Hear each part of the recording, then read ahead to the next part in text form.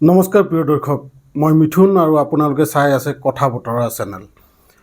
আজি কেইদিনমান ধৰি আপোনালোকে দেখিবলৈ পাই আছে ছ'চিয়েল মিডিয়াত যে ঠায়ে ঠায়ে সৰু সৰু ল'ৰা ছোৱালীয়ে আজি চৰকাৰৰ বিৰুদ্ধে কিছুমান আন্দোলন গঢ়ি তুলিছে। যিবোৰ আন্দোলনত কিছুমান ল'ৰা ছোৱালীয়ে কৈছে যে আমাৰ স্কুলত পানী নাই, কিছুমান ল'ৰা ছোৱালীয়ে কৈছে যে আমাৰ স্কুলত ডেস্ক বেঞ্চ নাই, কিছুমান ল'ৰা ছোৱালীয়ে কৈছে আমাৰ স্কুলত মাষ্টৰ নাই।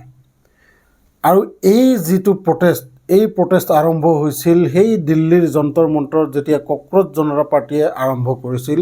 আৰু 15 আগষ্টৰ পৰা তেখেতসকলে কৈছিল যে আমি স্কুল ঠিক কৰোঁ এটা অভিযান মুকলি কৰিম, আৰু এই 15 আগষ্টৰ পৰা সকলোৱে ইয়াত আপুনিও ভাগ ল'ব পাৰিব আৰু আপুনিও স্কুলত গৈ পেলাই মোবাইলেৰে ভিডিঅ' কৰি আপুনি আপোনাৰ ওচৰৰ স্কুলখন দেখুৱাব পাৰিব যে আপোনাৰ স্কুলখন কেনেকুৱা অৱস্থা।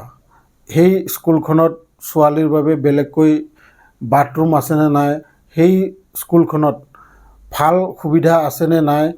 কাৰণ আপোনালোকে দেখিবলৈ পাইছে আজি 80 বছৰ হৈ গ'ল আমাৰ ভাৰত স্বাধীন হোৱা, আৰু এই 80 বছৰত আপোনালোকে প্ৰায় দেখিবলৈ পায় যে মন্ত্ৰী MLA এইবোৰৰ ঘৰৰ অৱস্থা কিমান বিলাসিতা জীৱন যাপন তেওঁলোকে কৰি আছে। আজি আমি যিকোনো মানুহক ভোট দিলে সেই মানুহজনক আকৌ পইচা দি কিনি তেওঁলোকৰ পাৰ্টিত যোগদান কৰে। আজি নৰেন্দ্ৰ মোদীয়ে আপোনালোকে 2014 চনৰ পৰা এটা অনুমান কৰক যে তেখেত এজন সাধাৰণ মানুহ আছিল, কিন্তু আজি এনেকুৱা অৱস্থা হৈ পৰিছে যে 2026 চনত ঠায়ে ঠায়ে তেখেতৰ নামত ভগৱানৰ মূৰ্তি বনাই তেখেতৰ আৰু মন্দিৰ বনাই মানুহে পূজা কৰিবলৈ লৈছে। আৰু এই যিটো ইমেজ আজি ডেষ্ট্ৰয় হৈ গৈছে। কেনেকৈ এই যিটো কক্ৰজ জনতা পাৰ্টীয়ে যন্তৰ মন্তৰত এটা প্ৰটেষ্ট চলাইছিল শিক্ষামন্ত্ৰীক ৰিজাইন কৰাৰ বাবে, আৰু এই প্ৰটেষ্টে দেখুৱাই দিছে মানুহক যে আমি চৰকাৰক ভয় নকৰোঁ, চৰকাৰক প্ৰশ্ন কৰাটো আমাৰ অধিকাৰ, প্ৰটেষ্ট কৰাটো আমাৰ অধিকাৰ। আৰু ইয়াৰ পৰা আৰম্ভ হৈছে এই স্কুল ঠিক কৰোঁ অভিযানত। আজি দেশৰ লাখ লাখ ছাত্ৰই ৰাস্তাত ওলাই আহি ক'বলৈ সক্ষম হৈছে যে আমাৰ স্কুলত মাষ্টৰ নাই, আমাৰ স্কুলত ভাল বাথৰুম লেট্ৰিন নাই। গতিকে এই যিটো প্ৰটেষ্ট বা এই যিটো বেছিক কিছুমান বস্তু, এইখিনি বস্তুৰ কাৰণে কেৱল এই চৰকাৰে দায়ী নহয়। এই যিটো বেছিক বস্তু, এই বেছিক বস্তুৰ যিখিনি দায়িত্ব এয়া কিছুমান গাঁও পঞ্চায়তৰ, কিছুমান MLA, কিছুমান মন্ত্ৰীৰ। কিয় আমি এই বেছিক বস্তুবোৰ সহজতে নাপালোঁ, বা এই বেছিক বস্তুবোৰ দিয়াৰ যিটো দায়িত্ব আছিল, এই দায়িত্ব যাৰ হাতত আছিল তেখেতে হয়তো এই দায়িত্ব ভালকৈ পালন কৰা নাছিল। আৰু ইয়াৰ বিশেষকৈ ডাঙৰ দায়িত্ব আছিল আপোনাৰ। কাৰণ আপুনি আপোনাৰ ল'ৰা ছোৱালীক যেতিয়াই চৰকাৰী স্কুলত এডমিশ্যন দিবলৈ গৈছিল তেতিয়াই যদি আপুনি হেডমাষ্টাৰক ক'লেহেঁতেন যে আমাৰ স্কুলত কিয় এই বস্তুটো নাই, তেনেহ'লে হয়তো আজি এই দিন দেখিবলৈ পোৱা নগ'লহেঁতেন।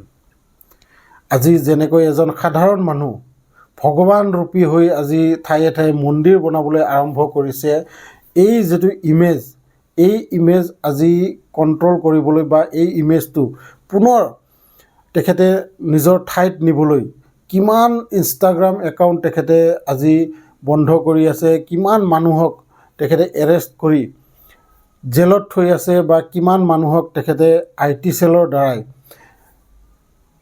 মানুহক বিৰক্ত দি আছে।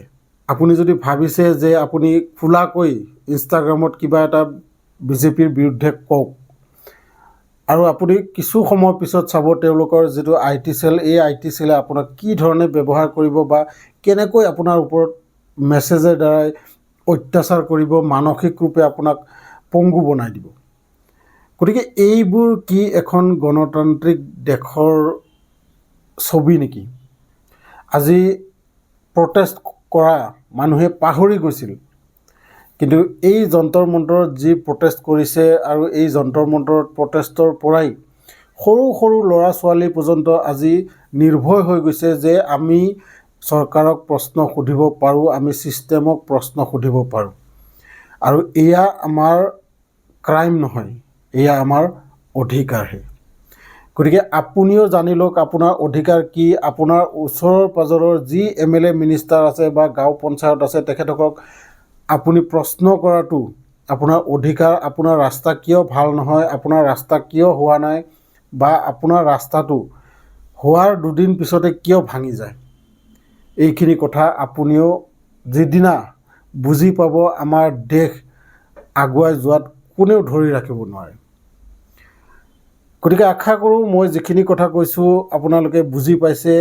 আৰু যিটো মই আপোনালোকক থাম্বনেইলত কৈছোঁ যে প্ৰটেষ্ট বন্ধ কৰক, আজি মোদীৰ নাকত দম কৰি ৰাখিছে এই প্ৰটেষ্টবোৰে। কাৰণ তেখেতসকলে জানে যে এই যি জেনজি জেনেৰেশ্যন, এই জেনেৰেশ্যনটোৱে অহা 2029 চনৰ ইলেকশ্যনত বিশাল এটা পৰিবাৰ হৈ পৰিব ভোট দিয়াৰ বাবে।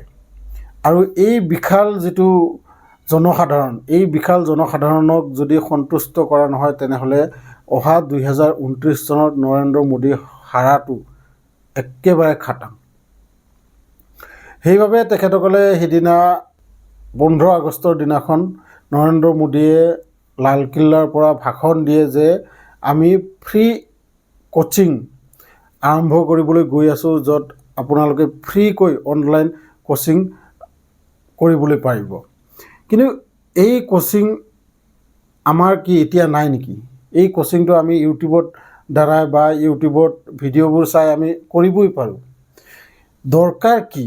দৰকাৰ আমাক আমাৰ যিবোৰ বেছিক স্কুলত লাগতিয়াল বস্তু, এই বস্তুখিনি আপুনি দিব পৰা নাই। আৰু আপুনি এতিয়া মানুহৰ লগত পুনৰ এটা এই জেনজিৰ লগত আপুনি সম্পৰ্ক গঢ়িবলৈ চেষ্টা কৰিছে যে আপুনি ফ্ৰী কোচিং দিব বুলি। আমাক ফ্ৰী কোচিং নালাগে। আমাক যিখন স্কুল আমাৰ ওচৰে পাজৰে আছে সেই স্কুলকেইখন ঠিক কৰি দিয়ক, সেই স্কুলত যোৱা ৰাস্তাকেইটা ঠিক কৰি দিয়ক। আপোনাৰ ফ্ৰী কোচিঙৰ আমাৰ কোনো দৰকাৰ নাই। আৰু ইয়াতেই নৰেন্দ্ৰ মোদীয়ে আৰু এটা পুনৰ ডাঙৰ ভুল কৰিছে। তেখেতে কিছু মানুহক দিমাগী নক্সল বুলি কৈ এটা ডাঙৰ বিপদত পৰিছে। আজি তেখেতে ভাবিবলৈ বাধ্য হৈছে যে মই কমতে কি ক'ম, মানুহবোৰক আচলতে এনেকুৱা মানুহক কি ক'ম। দিমাগী নক্সল যেতিয়াই তেখেতে ভাষণত কৈছিল, সেই ভাষণত কোৱাৰ লগে লগেই এজন মানুহে দিমাগী নক্সল পাৰ্টি বুলি এটা ইনষ্টাগ্ৰামত ID খুলিছে। আৰু যিটো IDত বৰ্তমানে 4 লাখমান ফলোৱাৰ্ছ হৈ গৈছে। গতিকে এয়া মানুহৰ খং, এয়া মানুহে ইমান দিনে মনত যিবোৰ খং ৰাখি আছিল এয়া ওলাই পৰিছে বিজেপিৰ বিৰুদ্ধে। বহুত হৈ গ'ল ধৰ্মৰ নামত ৰাজনীতি, বহুত হৈ গ'ল হিন্দু মুছলিমৰ নামত ৰাজনীতি। কিন্তু এতিয়া যদি আপুনি ৰাজনীতি কৰিব লাগে তেনেহ'লে আপুনি কাম দেখুৱাব লাগিব, কাম কৰিব লাগিব। ভিডিঅ'টো চাই আপোনালোকৰ কেনে লাগিল নিশ্চয় জনাব। আৰু নতুনকৈ যদি মোৰ চেনেলটোত আহিছে তেনেহ'লে চেনেলটো ছাবস্ক্ৰাইব কৰি ল'ব। ধন্যবাদ।